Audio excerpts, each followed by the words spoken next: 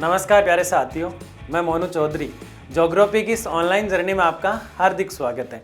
Class 11th की geography यानी class 11वीं की भूगोल को पढ़ते हुए हम आगे बढ़ रहे थे और क्लास 11वीं की जो हमारी भूगोल है उसको बहुत ही मस्त और शानदार ताबड़तोड़ तरीके से पढ़ते हुए हम आगे बढ़ रहे थे। और ताबड़तोड़ तरीके से पढ़ते हुए हमने हमारा जो भौतिक भूगोल के मूल सिद्धांत, जो हमारी पुस्तक है, जो हमारी पहली पुस्तक है, दूसरी हमारा पर्यावरण है भारत और विश्व का, वो हम देखेंगे। लेकिन पहली पुस्तक हम पढ़ रहे हैं भौतिक भूगोल के मूल सिद्धांत, उसके 3 चैप्टर हमने कंप्लीट पढ़ लिए थे। 3 चैप्टर पढ़ने के बाद हमने चौथा चैप्टर शुरू किया और उसके भी 2 लेक्चर हमने शानदार तरीके से पढ़ लिए। अब हमने शुरू किया है तीसरा लेक्चर। कौन सा लेक्चर शुरू किया है? तीसरा लेक्चर। आज हम पढ़ रहे हैं चैप्टर 4 का, भौतिक भूगोल का चैप्टर जो है उसका चैप्टर जो 4 है भौतिक भूगोल का, उसका लेक्चर नंबर 3 पढ़ रहे हैं। और चैप्टर का जो नाम है वो महासागरों और महाद्वीपों का वितरण है, कि दुनिया में महासागर कैसे बने और महाद्वीप कैसे बने, और ये हमने पेंजिया पैंतालासा से समझा है। तो आज क्या पढ़ने वाले हैं? आज हम पढ़ने वाले हैं टिलाइट क्या है और प्लेसर निक्षेप क्या है। लाइट क्या है ना, ये वो वाली लाइट नहीं है जो घरों में लगी रहती है। टिलाइट एक स्थल आकृति होती है। क्या होती है? स्थल की, जमीन की एक आकृति होती है टिलाइट, और ये चट्टानों वगैरह से बनी होती है। हमने पढ़ा ना, आग्नेय, अवसादी और कायंत्री 3 प्रकार की चट्टानें होती है। ये तो चट्टानों के 3 प्रकार हमने बांट दिए, लेकिन उन प्रकारों में भी छोटे छोटे प्रकार होते हैं। उनमें जो आकृतियां बनती है उनको टिलाइट, प्लेसर, निक्षेप आदि नामों से जाना जाता है। ढेर सारे नाम होते हैं, लेकिन आपकी जो 11th की जो ज्योग्राफी है, जो चैप्टर 4 है, उसमें 3-4 नाम ऐसे दिए गए हैं जिसमें सबसे ज्यादा महत्वपूर्ण ये 2 नाम है, और आज इसी पे चर्चा करेंगे। पहला कौन सा है? टिलाइट। टी-लाइट। कौन सा? टी लाइट है ना, चाय वाली लाइट है ना, ऐसे याद रख लो। फिर प्लेसर, प्लेजर नहीं है, प्लेसर निक्षेप क्या है, इन चीजों को आज जानेंगे। तो सबसे पहले क्या पढ़ेंगे? टी-लाइट पढ़ेंगे। देखिए क्या है टी-लाइट। टी-लाइट, टी-लाइट एक प्रकार की अवसादी चट्टान है। कौन सी चट्टान है? अवसादी। टी-लाइट कौन सी चट्टान है भाई? अवसादी चट्टान है। क्योंकि कोई सा भी प्रकार होगा स्थलखंड का, वो किसी ना किसी चट्टान का भाग है, वो किसी ना किसी चट्टान का भाग है। तो जो टिलाइट हम अभी पढ़ रहे हैं, ये कौन सी चट्टान का भाग है? अवसादी का। कौन सी चट्टान का भाग है भाई? अवसादी का।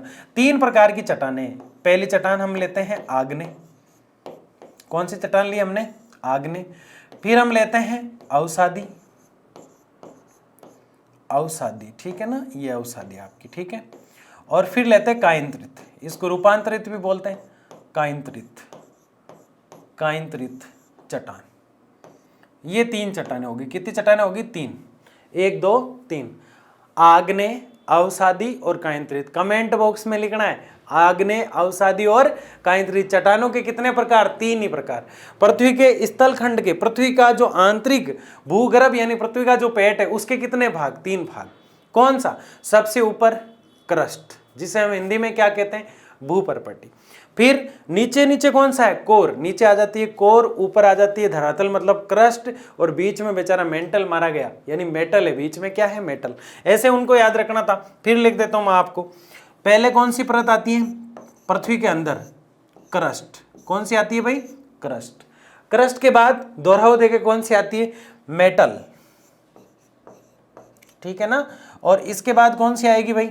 मेटल के बाद, इसके बाद लास्ट में जो आती है वो कोर। तो ये 2-3 चीजें बड़ा कंफ्यूज करती है। 1 2 3, ये जो मैंने लिखी है ये तो परतें हैं। क्या है ये? परतें। किसकी परतें हैं भाई? पृथ्वी की। किसकी हैं? पृथ्वी की परतें, ठीक है ना।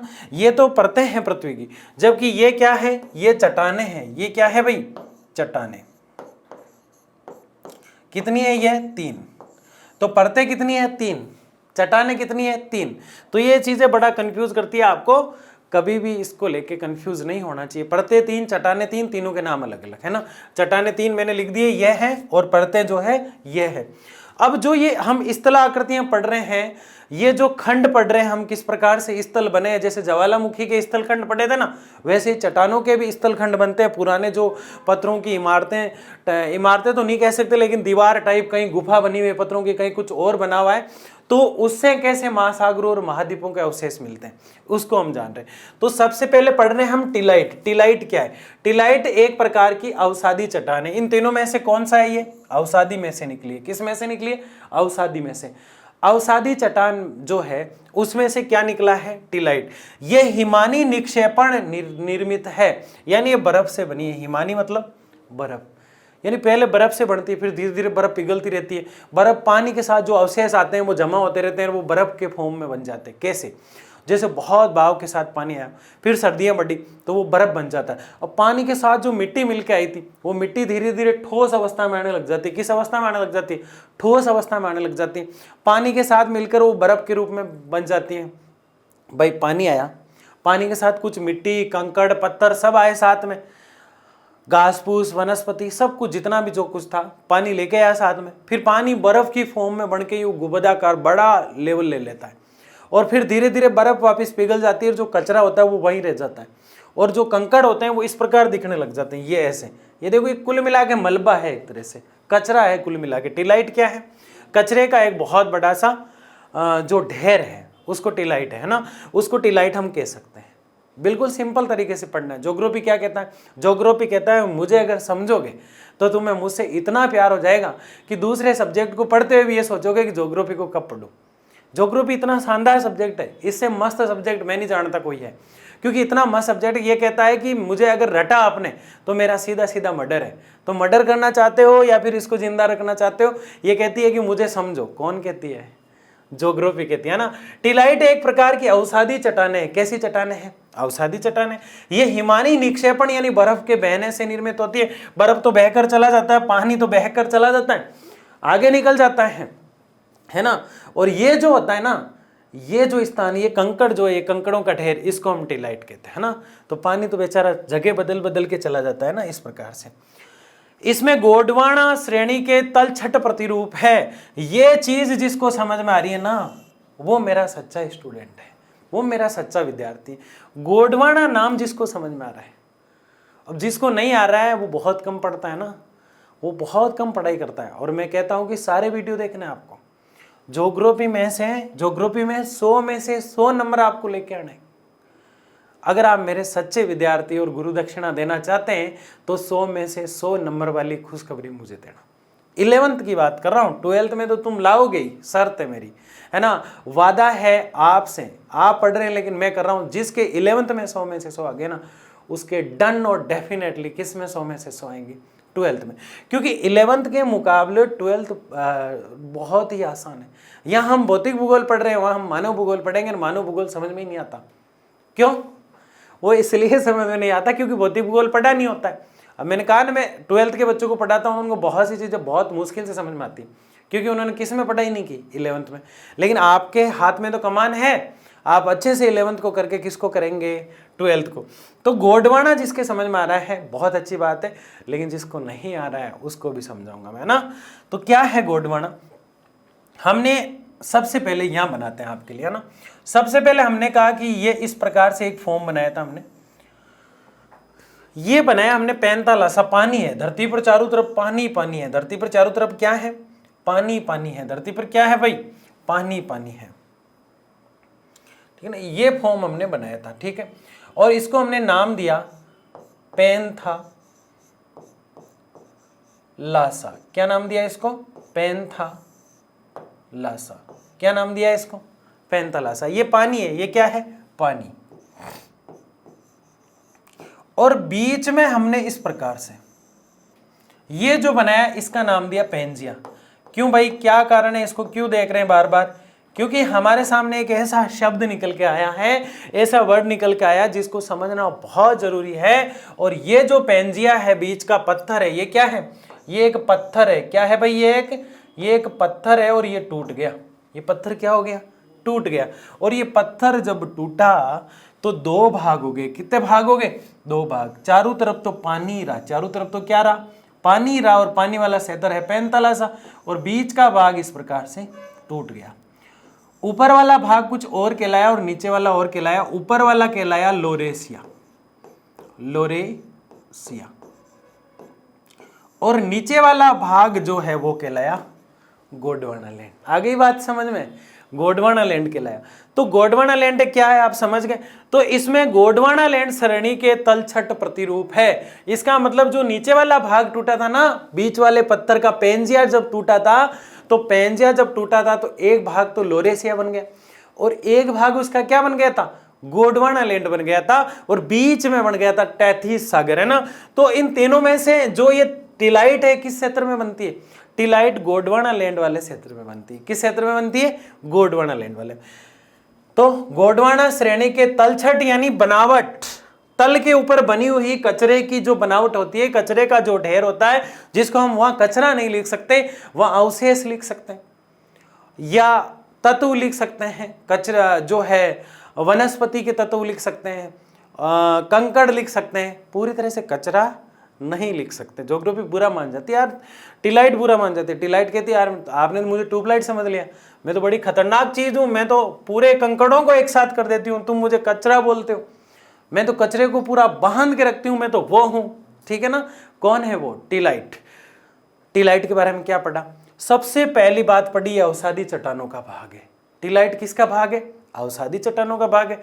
दूसरा टिलाइट की बात क्या, ये बर्फ से बनती है शुरू में, और फिर जो वनस्पति और कंकड़ होते हैं वो वहीं रुक जाते हैं और बाकी चीजें बर्फ के रूप में बहकर चली जाती है। तो ये गोंडवाना लैंड में बनती है या फिर अंगारा लैंड में बनती है या फिर लोरेशिया में बनती है या फिर टैथिस सागर में बनती है या फिर पेंजिया के अंदर पानी में बनती है। अब एक नाम बोला मैंने अंगारा लैंड, ये भी एक लॉजिक है, समय आने पे बताऊंगा, क्योंकि इसके भागों को और भी तोड़ा जाता है, देखेंगे हम इस चीज को कभी। तो गोंडवाना लैंड श्रेणी के तलछट प्रतिरूप है। गोंडवाना लैंड जो है उसका रूप किसमें है, टिलाइट में। और टिलाइट कहां होती है, गोंडवाना लैंड, यानी कि टिलाइट जो है गोंडवाना लैंड की देन है, इसी क्षेत्र में होती है। ये दक्षिणी गोलार्ध के 6 विभिन्न स्तन खंडों में मिलते हैं।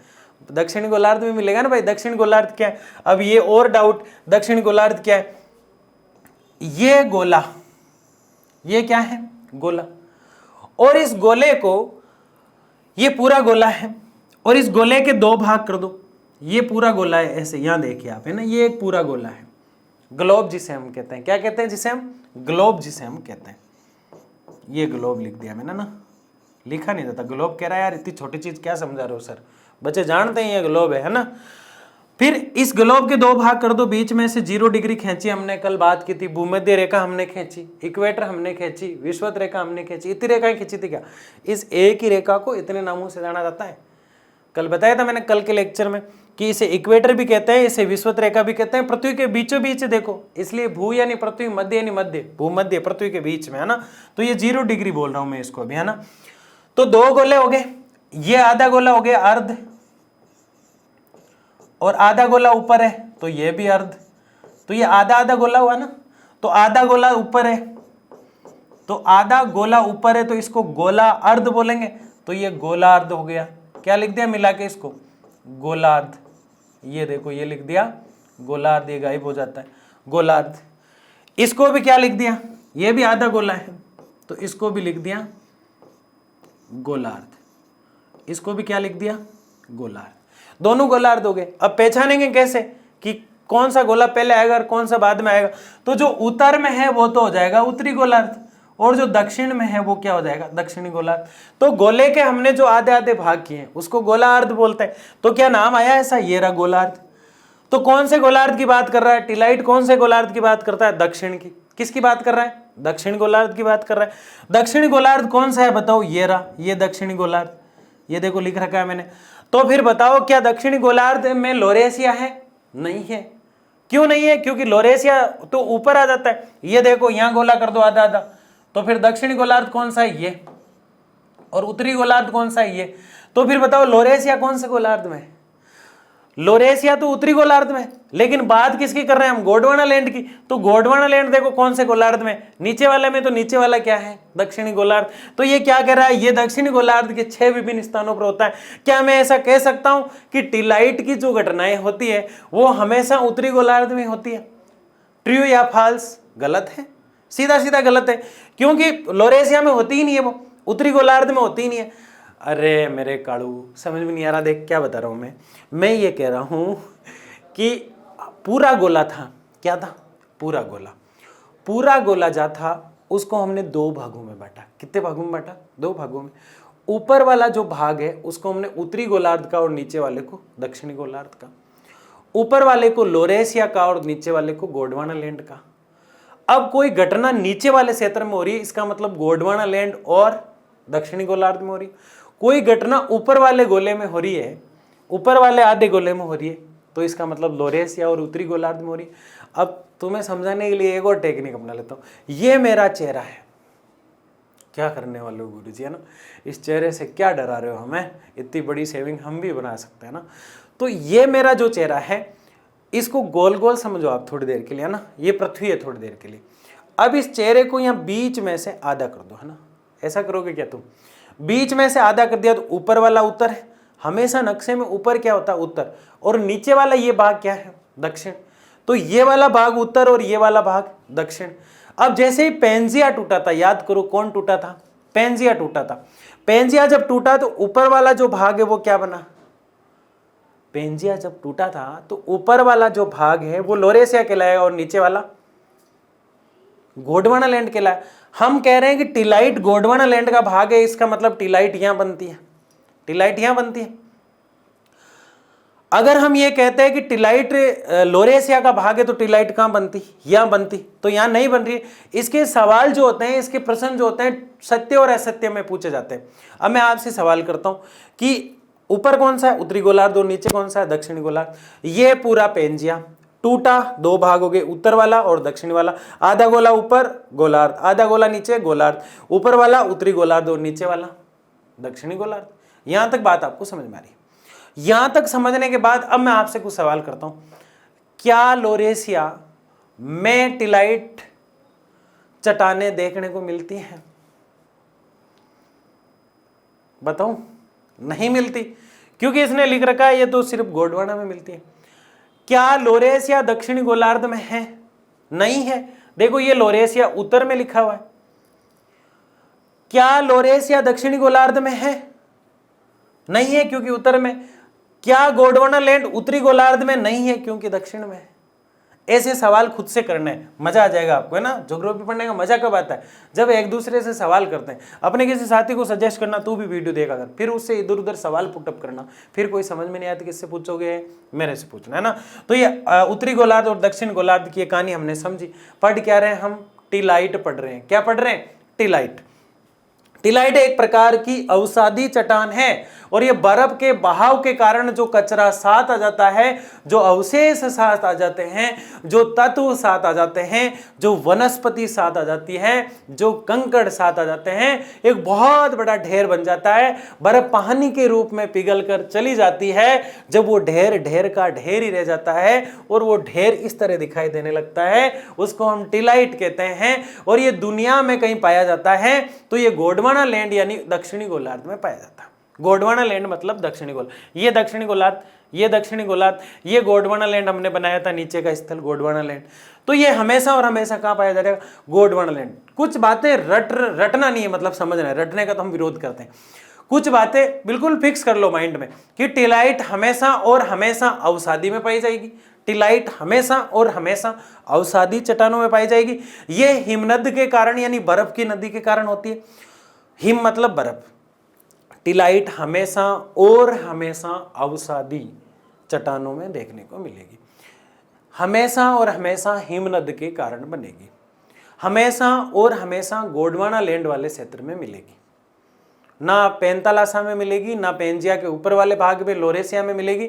यह हमेशा दक्षिणी गोलार्ध यानी कि जो गोंडवाना लैंड है उसमें मिलेगी। और दुनिया में जो दक्षिणी गोलार्ध है जिसको हम गोंडवाना लैंड कहते हैं, दक्षिणी गोलार्ध जो है जिसको हम गोंडवाना लैंड कहते हैं, वह हम ये देखेंगे कि 6 स्थान ऐसे हैं जहां टिलाइट देखने को मिलती है। कौन सी लाइट, टिलाइट, है ना। ये हिमाच्छादन व हिम आवरण की ओर इंगित करती है। ये बर्फ का ढेर है और उसकी ओर ये इशारा करती है। किसकी तरफ इशारा करती है, हिमच्छादन और हिम आवरण, बर्फ का ढेर। कुल्लू मनाली, मेरे कुल्लू मनाली, है ना। तो कुल्लू मनाली वाला जो क्षेत्र है उस क्षेत्र में भी ये बन सकती है, लेकिन क्या वो गोंडवाना लैंड में आता है, इस बात का पता करना जरूरी होता है। तो कहीं भी बन जाती है लेकिन गोंडवाना लैंड होना चाहिए, कहीं भी बन जाती है लेकिन दक्षिणी गोलार्ध होना चाहिए, कहीं भी बन जाती है लेकिन बर्फ होना चाहिए, कहीं भी बन जाती है लेकिन अवसादी चट्टान होना चाहिए। टिलाइट क्या कहती है, टिलाइट कहती है कि मेरा मूड जब बनेगा, जब तक मैं यहां से हिलूंगा ही नहीं, पहले बर्फ आनी चाहिए। फिर क्या ग्लास, पहले बर्फ आनी चाहिए। उसके बाद अवसादी चट्टान आनी चाहिए। ऐसे इमेजिन करो, टिलाइट आके बैठ गया, टिलाइट चट्टान है। टिलाइट बोला मैं कैसे बनता हूं बताऊं? तो लोगों ने कहा बताओ टिलाइट जी आप कैसे बनते हो? टिलाइट कह रहे मैं ऐसे बनता हूं, सबसे पहले बर्फ लाओ, फिर अवसादी चट्टान लाओ, और यहां नहीं बैठ के बनूंगा, मेरे को वहां चलो जहां गोंडवाना लैंड, पेंजिया टूटकर गोंडवाना लैंड बना था, वहां जाके बनूंगा मैं, और उस स्थान को दक्षिणी गोलार्ध कहते हैं। और ऐसे 6 स्थान है जहां मैं बनता हूं। कितने स्थान है? 6 स्थान है। ऐसे 6 स्थान कौन कौन से? 6 स्थान जो है वो बहुत बड़े बड़े क्षेत्र हैं, और जिनके नाम यहाँ कुछ दिए गए हैं भारत के अतिरिक्त। किसके अतिरिक्त? अफ्रीका में बनता है, फोकलैंड द्वीप में बनता है, मेडागास्कर में मिलता है, और ऑस्ट्रेलिया में मिलता है। कुछ ही यहाँ पे दिए गए हैं। यहाँ गोल करना सही नहीं लगता है, लेकिन समझने के लिए और दिखाने के लिए गोल मुझे करना पड़ता है, ताकि बहुत अच्छे से दिख जाए आपको। कितने? ए आ एम एफ, ए आ है ना, ए आ रहा दोनों, एम एफ। हिंदी में बोलो तो ए आ, अफ्रीका और ऑस्ट्रेलिया। यानी आप तो सीधा याद रख लेना, ए एम एफ, है ना, आसानी से याद हो जाएगा। टिलाइट कहाँ मिलती है? ए एम एफ, याद रख लोगे। ए स्क्वायर एम एफ कर लो, इसको कुछ भी कर लो। तो टिलाइट 4 स्थान है जो हमने पढ़े हैं, 6 पूरे याद नहीं किए हमने, 4 बहुत है, बहुत है। कितने महाद्वीपों के नाम बार बार याद करोगे? महाद्वीप भी बेचारा बोलने लग जाता है, मेरा नाम कितनी बार लोगे रे तुम। इसके प्रतिरूप भारत के अतिरिक्त अफ्रीका, फोकलैंड द्वीप, मेडागास्कर, ऑस्ट्रेलिया में मिलते हैं। भारत को मत भूल जाना।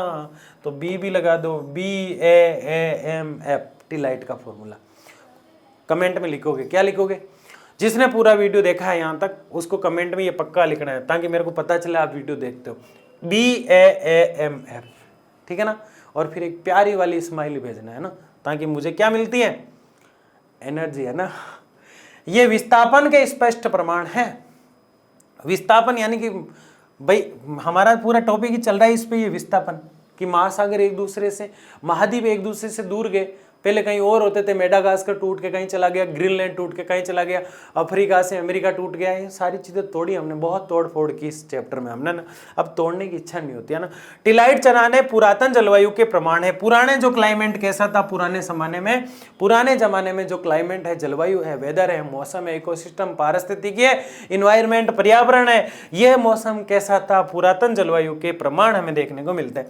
टिलाइट के स्थल खंडों के इतिहास में समानता होती है।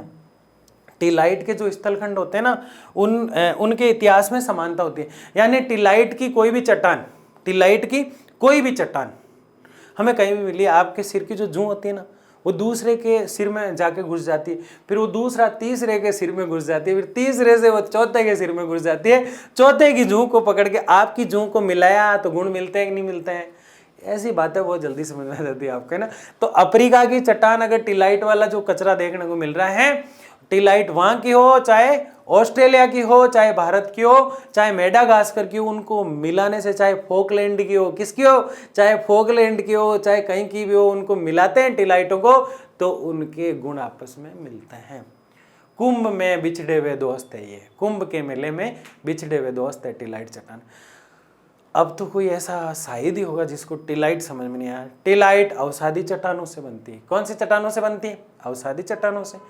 दूसरा, इसके लिए बर्फ की आवश्यकता होती है, हिमनद चाहिए, क्योंकि हिमाच्छादन, हिम के आच्छादन यानी हिम का आवरण, यानी हिम से ढकी हुई रहती है हमेशा। बर्फ उसको एनी टाइम चाहिए टिलाइट को। वनस्पति, कंकड़ आदि से मिलकर बनती है टिलाइट। दूसरा, कहाँ कहाँ मिलती है टिलाइट? दक्षिणी गोलार्ध के गोंडवाना लैंड क्षेत्र में मिलती है टिलाइट। कुछ महाद्वीप या देशों के नाम बताएंगे आप? बिल्कुल बताएंगे। मेडागास्कर, ऑस्ट्रेलिया और अफ्रीका। उसके अलावा एक नाम आपके लिए छोड़ दिया मैंने, फोकलैंड, है ना, और भारत। तो ये स्थलखंडों में तो क्या पढ़ा हमने? टिलाइट। बताओ टिलाइट क्लियर हुई कि नहीं हुई? एक बार दोहराओ टिलाइट को, मन ही मन में दोहराओ, समझ में आई कि नहीं आई? बस कुछ नहीं है, 3-4 नाम। अवसादी, आप समझ गए क्या है अवसादी? हिमच्छादन, बर्फ से ढकी हुई अवसादी चट्टानों से गोंडवाना लैंड के क्षेत्र में, लोरेशिया का नाम भूल के भी नहीं लेना है, गोंडवाना लैंड के क्षेत्र में जो पेंजिया से टूटा है, दक्षिणी गोलार्ध में मिलती है। कहाँ मिलती है? दक्षिणी गोलार्ध में मिलती है। इसके अलावा क्या? फोकलैंड में मिलती है, भारत में मिलती है ना। तो आराम से याद हो जाएगा आपको। अब है प्लेसर निक्षेप। टिलाइट समझ में आ गई ना। अब पढ़ रहे हैं प्लेसर निक्षेप। टिलाइट 100 में से 100% पूछी जाती है और ये 101% पूछी जाती है, 101% पूछी जाती है। फिर गुरुजी महत्वपूर्ण कौन सी है? महत्वपूर्ण वो भी थी, महत्वपूर्ण ये भी है। आपको ऐसा नहीं लगना चाहिए कि महत्वपूर्ण वाली जो है हमने अब पढ़ रहे हैं और हल्की वाली पहले पढ़ ली, याद होगी ना वो, अब तो टेंशन ही नहीं है। तो प्लेसर निक्षेप, अर्थ क्या है प्लेसर निक्षेप का? पहाड़ियों के आधार तथा घाटियों आदि में जलोढ़ जमा होता है, ये जलोढ़ जमाव ही प्लेसर निक्षेप कहलाता है। जलोढ़ क्या है बताओ मुझे? जलोढ़ क्या है बताओ मुझे? ये होती है मिट्टी। ये क्या होती है? जलोढ़ क्या होता है भाई? मिट्टी होती है, रेत होती है, बालू मिट्टी भी होती है, ढेर प्रकार की मिट्टी के हमने ढेर सारे प्रकार एक लेक्चर में पढ़े थे कि एक मिट्टी होती है दोमट मिट्टी, जिसके अंदर कपास ज्यादा होती है। क्या ज्यादा होती है? दोमट मिट्टी। क्या बोला मैंने? दोमट मिट्टी। एक होती है रेंगुर मिट्टी, एक होती है काली मिट्टी। ये मेरे कालू के लिए है ना, मेरे कालू जो पढ़ाई कर रहा है ना उसके लिए काली मिट्टी है ना, काली मिट्टी।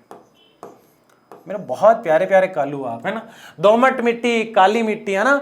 और एक अपनी होती है जलोढ़ मिट्टी। कौन सी होती है? जलोढ़ मिट्टी। कपास, गेहूं आदि के लिए बहुत महत्वपूर्ण होती है और ये वहीं होती है जहाँ ज्यादा नदियां बहती है, ज्यादा, जैसे पंजाब है, राजस्थान का गंगानगर हनुमानगढ़ वाला क्षेत्र है। तो ये 3-4 मिट्टियां जो मैंने लिखी है, जैसे मैं मरुस्थल मिट्टी लिखूं तो वहां होगी जहाँ रेत मिट्टी, जहाँ पानी कम है। मरुस्थल की मिट्टी कहाँ होगी? मरु मतलब मरा हुआ क्षेत्र। कैसे मरा हुआ? पानी की कमी के कारण मरा हुआ। मरुस्थल पाकिस्तान का बलूचिस्तान, भारत का जो है राजस्थान जो है उसका जो है उत्तरी हिस्सा जो है उसमें जैसलमेर, बाड़मेर, गंगानगर, बीकानेर जो पाकिस्तान से टच होते हैं। 12 जिले राजस्थान में ऐसे हैं जो डेजर्ट यानी कि मरुस्थली मिट्टी वहाँ मिलती है। और एक आधा जिला और भी आता है सिरोही।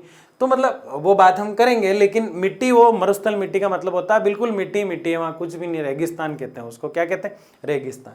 टूरिस्ट के लिए अच्छा होता है। तो दोमट मिट्टी, काली मिट्टी और जलोढ़ मिट्टी कहाँ मिलती है? जहाँ पानी ज्यादा हो, जहाँ नदियां ज्यादा हो। और नदियां ज्यादा का मतलब वहाँ क्या है? पहाड़ पर्वत है। तो पहाड़ियों के आधार तथा घाटियां, पहाड़, ये पहाड़ है और ये घाटी बनी हुई है। देखो आप, ये पहाड़ है और ये घाटी बनी हुई है ना। ये पहाड़ है और ये घाटी बनी हुई है, देखिए आप। तो यहाँ क्या बनेगी? यहाँ प्लेसर बनेगी। क्या बनेगी? प्लेसर। कौन सी मिट्टी चाहिए इसको? जलोढ़ मिट्टी चाहिए। यहाँ पे कौन सी मिट्टी है भाई? जलोढ़ मिट्टी। देखो उसको खोल रहे हैं हम ना लाइन को। ये जलोढ़ मिट्टी आ गई आपकी। ये क्या है? पहाड़ है। ये भी क्या है? पहाड़ है। ये बीच का एरिया क्या है मुझे बताओ? बताओ। घाटी है। क्या है? घाटी। तो घाटी होनी चाहिए, पहाड़ होना चाहिए, जलोढ़ मिट्टी होना चाहिए, तब कौन आएगा? पल्सर आएगी। कौन आएगी? प्लेसर आएगी भाई, पल्सर नहीं आएगी। क्या आएगी? प्लेसर आएगी। तो फिर वो कब आती थी? जब सब सो जाते थे। कौन आती थी? है ना। इतने धीर गंभीर होकर मत सोचो। मैं बात कर रहा हूँ टिलाइट की। किसकी बात कर रहा हूँ?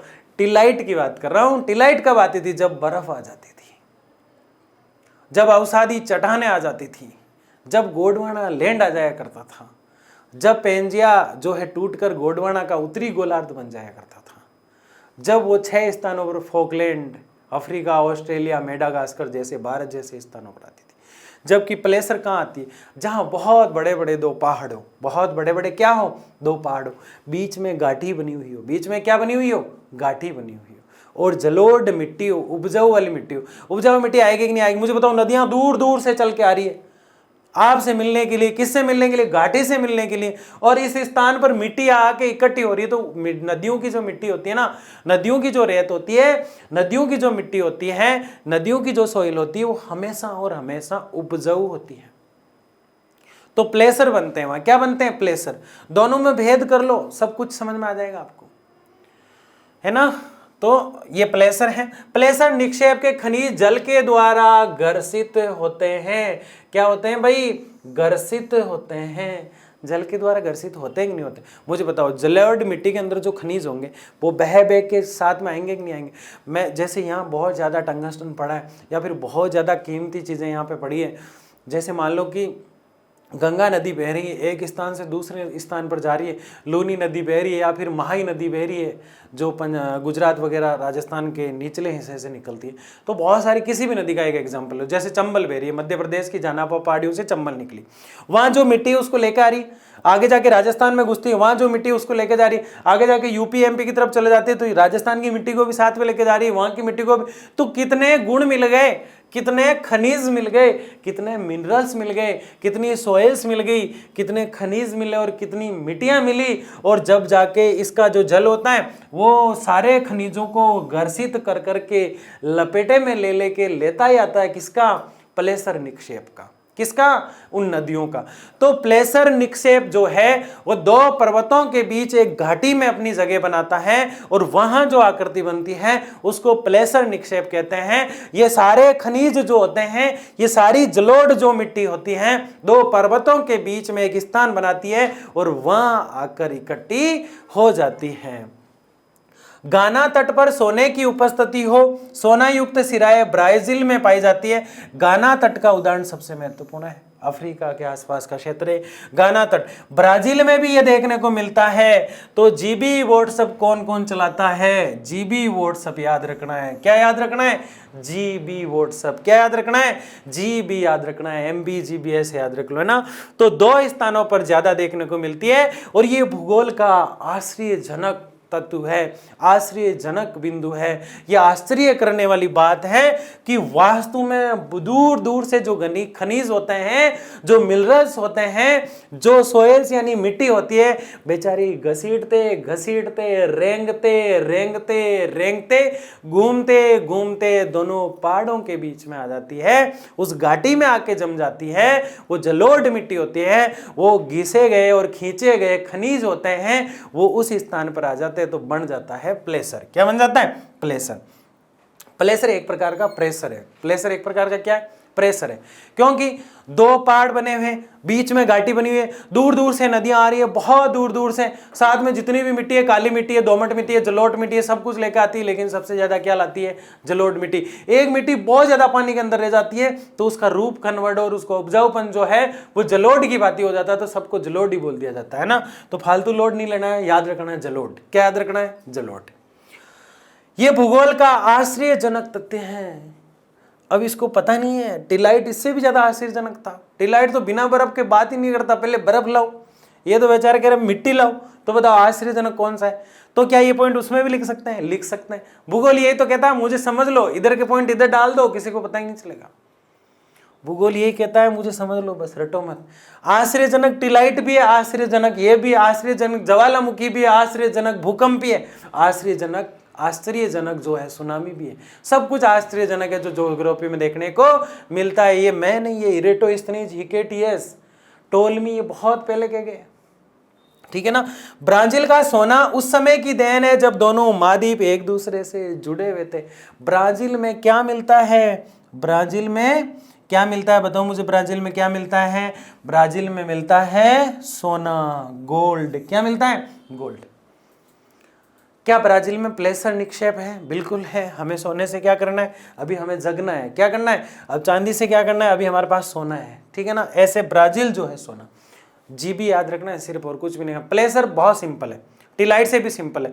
टिलाइट तो कह रहा था पहले बर्फ लाओ, अवसादी चट्टाने लाओ, गोंडवाना लैंड लेके आओ, जो है दक्षिणी गोलार्ध लेके आओ, सब स्थितियां क्लियर करो, जब मैं बैठूंगा, जब मैं बनूंगा। कौन कहता था, टिलाइट। जबकि प्लेसर क्या कह रहा है, कुछ नहीं, एक नदी के साथ बैठा हुआ आ रहा हूं मैं, और मैं जलोढ़ मिट्टी को साथ लेकर आ रहा हूं। मुझे दो बड़े बड़े पर्वत चाहिए और बीच में जगह चाहिए घाटी, और वहां आके बैठ जाऊंगा मैं जलोढ़ मिट्टी के रूप में, और मैं ऐसा बन जाऊंगा, ऐसा बन जाएगा प्लेसर, है ना। कहां देखने को मिलता है, तो फिर बताओ टिलाइट कहां मिला था। टिलाइट हम देख चुके थे, फोकलैंड, भारत वगैरह सारी चीजें हमने देखी।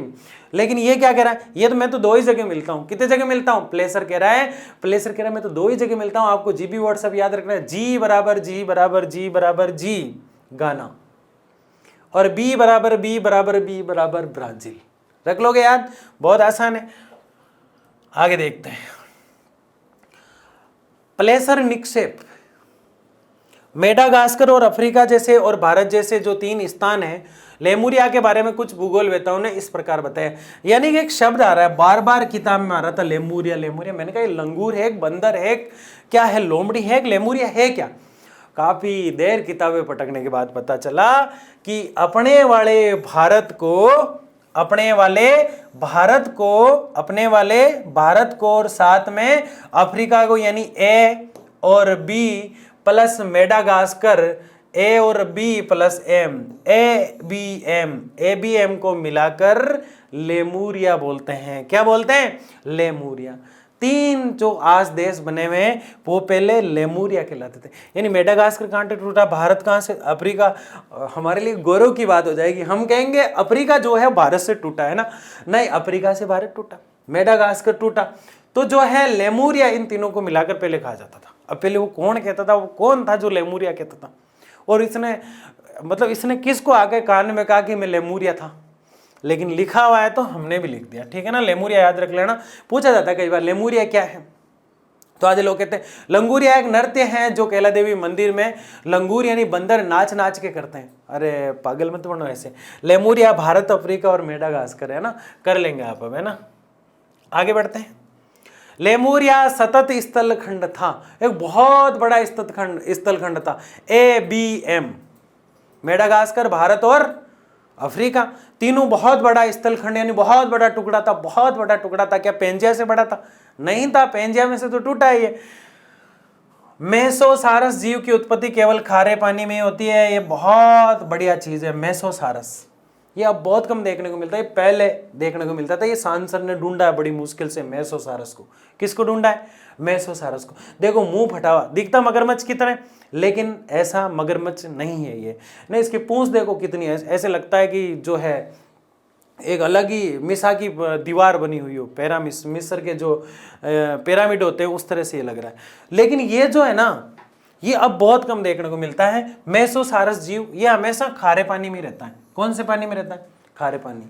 खारे पानी की जो झीलें होती है वो 33 सागर के अवशेष होती है। किसके अवशेष होती है? 33 सागर। खारे पानी की जितनी भी झीलें है ना, खारे पानी की जितनी भी, थैंक यू आ गया है ना, ये यहाँ पढ़ रहते हैं है ना। खारे पानी की जितनी भी झीलें होती हैं, किसकी? खारे पानी की, वो 33 सागर के अवशेष है। किसके हैं?